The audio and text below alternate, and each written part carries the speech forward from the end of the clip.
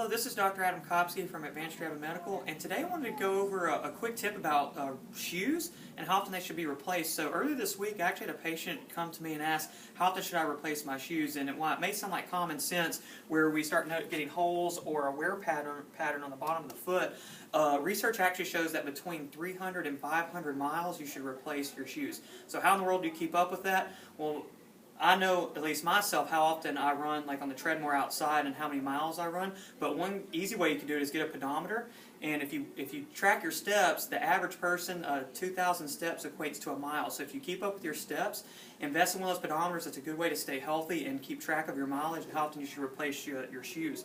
The other thing I was thinking about earlier when I read the research was when they get a range between 300 and 500 miles, one way you could keep your feet ultimately, or get that shoe to last to 500 miles is actually making sure your foot is in proper position. So if we actually have biomechanical deficits at the foot, either we're caving in with flat arches or too high of arches, then we're going to have wear pattern that's actually going to wear that shoe out a lot faster. So one easy way is just always be sure to make sure you have proper inserts, and we actually do with our foot scan right here. We make sure these are custom made, and you actually get the customized foot scan to what your shoe would actually need. So I hope this tip was informative. Please be sure, as always, to ask questions and comment below, and I'll be sure to get back to you. And I hope you guys have a great week ahead.